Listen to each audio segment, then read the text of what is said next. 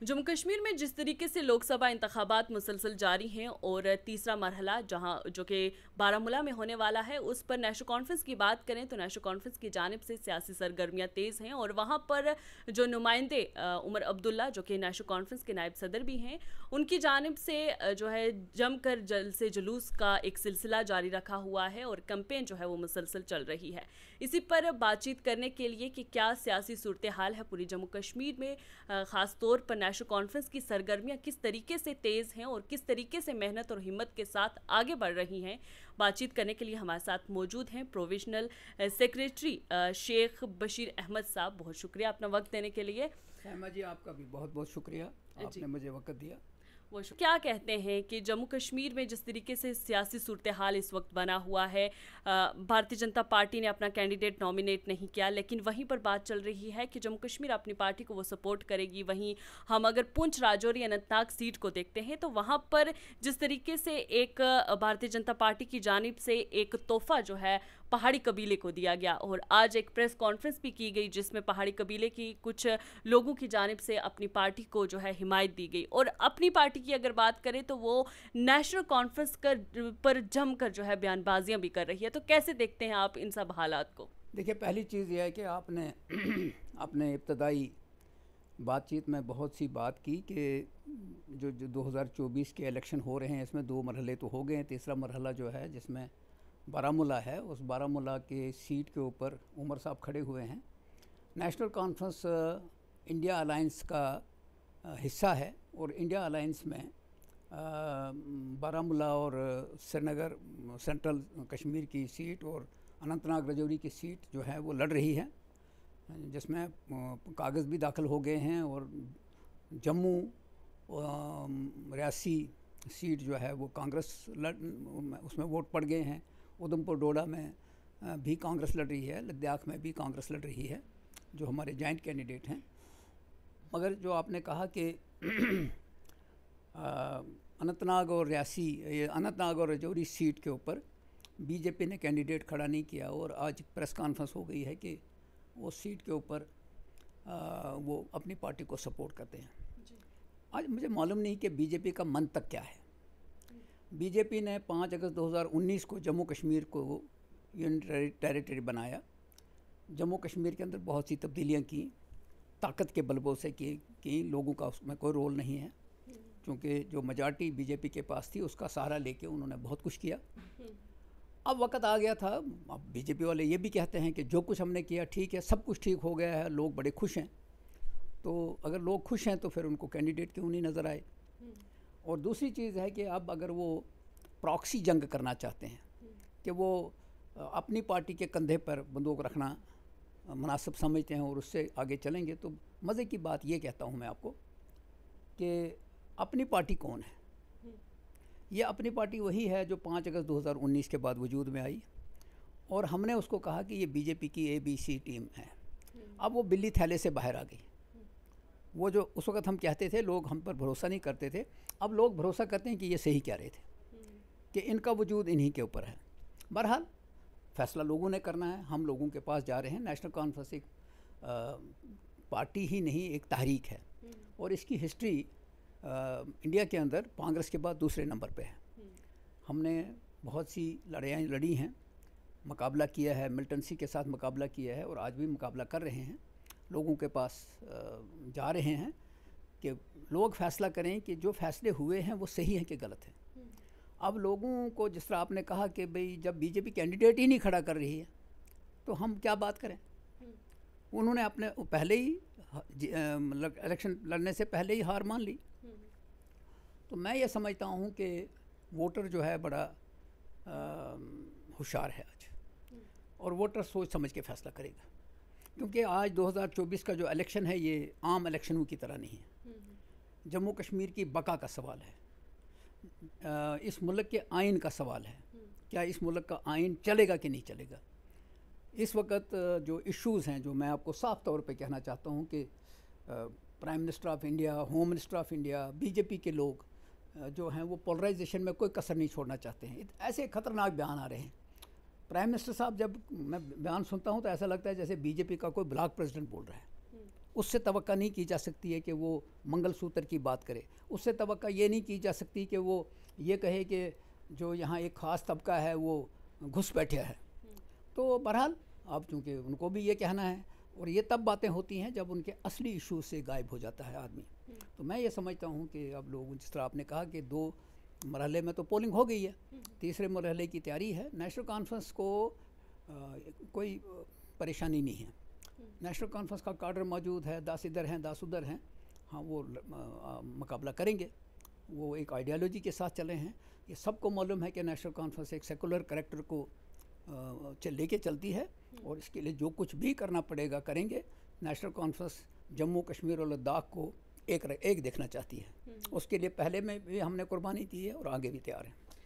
जिस तरीके से कहा जाता है कि पुंछ, राजौरी, अनंतनाग सीट जो है लोकसभा इंतखाबात की जो है वो तय करेगी कि कौन सी जमात इस पर जीत हासिल करेगी और जम्मू कश्मीर में अपनी जो है वो सरकार बना पाएगी, या अपना जो है एक कदम, जिस तरीके से पहले एक जगह छूट गई थी, वो अपना पाएगी। तो ऐसे में क्या लगता है कि नेशनल कॉन्फ्रेंस के जो नुमाइंदे खड़े किए गए हैं वो कितने मजबूत हैं? क्योंकि हम देखें तो कुछ लोग अभी हाल में ही हम अगर पहाड़ी कबीले की ख़ास तौर पर बात करते हैं, उनका कहना है कि नेशनल कॉन्फ्रेंस ने अक्सर जो पहाड़ी कबीला है उसकी जो देरीना मांग जो भारतीय जनता पार्टी ने पूरी की, उसकी मुखालफत करती रही है। तो अब कुछ लोग जो हैं पहाड़ी कबीले की जानिब से, वो उन्होंने नेशनल कॉन्फ्रेंस को छोड़कर अब पीपल्स डेमोक्रेटिक पार्टी में शमूलियत इख्तियार की है। तो क्या कहेंगे? नहीं, ऐसे नहीं है। नेशनल कॉन्फ्रेंस ने कभी भी पहाड़ियों की मुखालफत नहीं की है। ये जो शेड्यूल ट्राइब था, ये नेशनल कॉन्फ्रेंस के बस में नहीं था।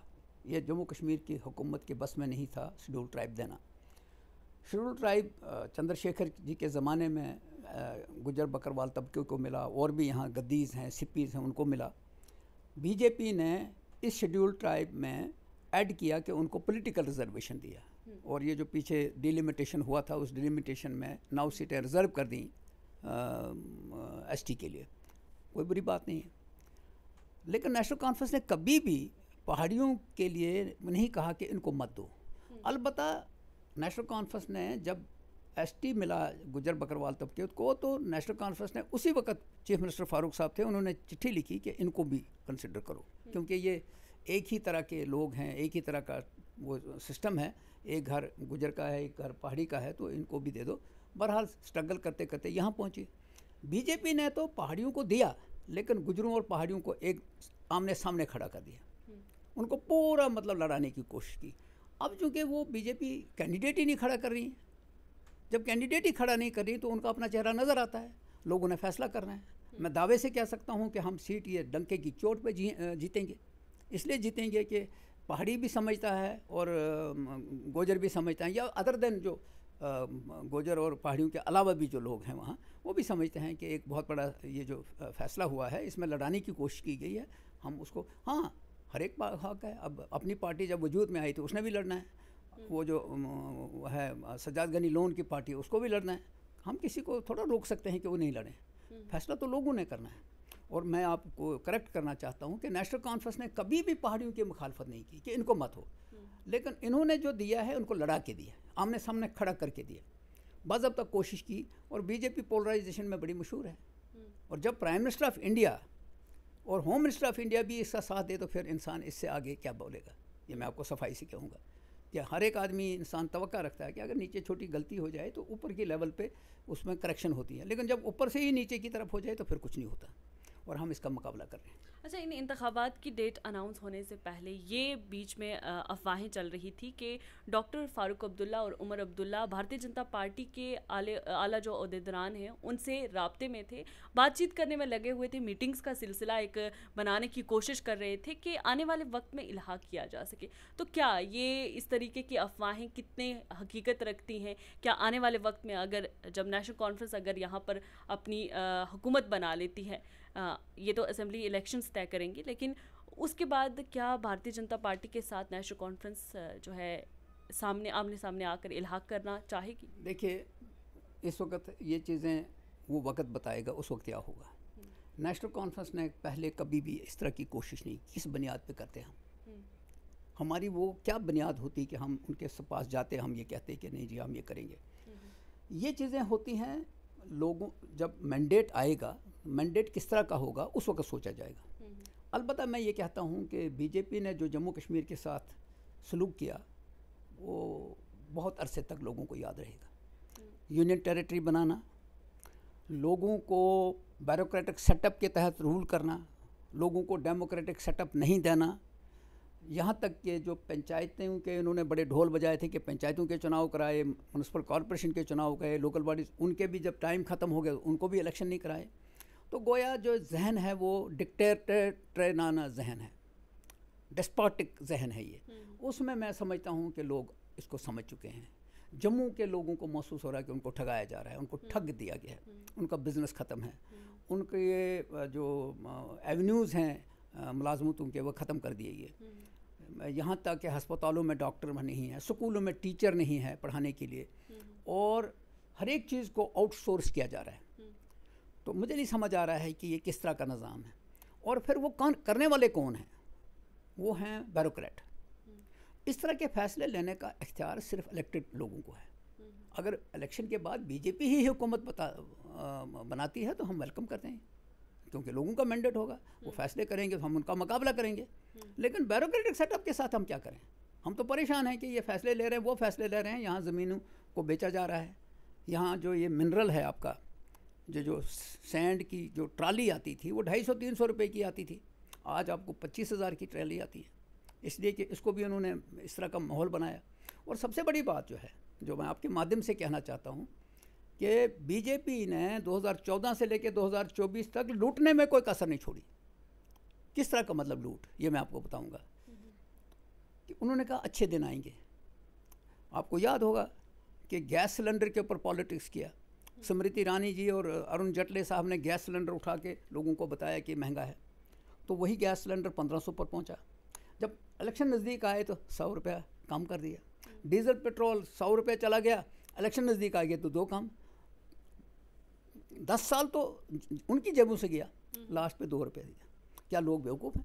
लोग इसको समझते नहीं। इसलिए आपने देखा होगा कि जम्मू में इलेक्शन हुए हैं, जो वोटिंग हो गई है, उसमें कोई हलचल नहीं थी। लोग खामोश से वोट देने के लिए गए, उन्होंने कोई दिखाया नहीं। वजह यही थी कि अंदर से जले हुए, लेकिन कोई सुनने के लिए तैयार नहीं है। मैं ये समझता हूँ कि ये जब मरहले ख़त्म हो जाएंगे, लोगों का मैंडेट आ जाएगा, और नेशनल कॉन्फ्रेंस कभी भी किसी को वो खुले दिल से आगे काम करेगी। अगर लोगों का मैंडेट नहीं होगा, नहीं होगा, कोई बात नहीं। असेंबली इंतखाबात में कहा जा रहा है कि उमर अब्दुल्ला हिस्सा नहीं लेंगे। उसकी ये वजह बताई जा रही है कि वो रियासत का दर्जा बहाल चाहते हैं। लेकिन वहीं पर कुछ ये भी खबरें सामने आ रही हैं, जिस तरीके से हम देखें कि पीडीपी की जो सरपरस्त है महबूबा मुफ्ती, उनकी बेटी मैदान में उतरी हैं, इस वक्त कैंपेन कर रही हैं अपने वालिदा के लिए।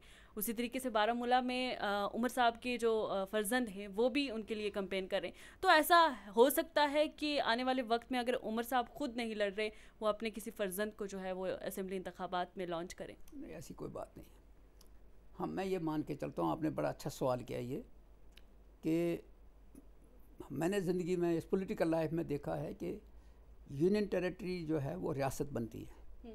रियासत को तोड़ के यूनियन टेरिटरी नहीं बनाता, और यूनियन टेरिटरी का कंट्रोल होम मिनिस्ट्री के पास होता है। कोई भी चीज़ आप नहीं कर सकते, आप चपरासी को नहीं छू सकते, वो होम मिनिस्ट्री करती है।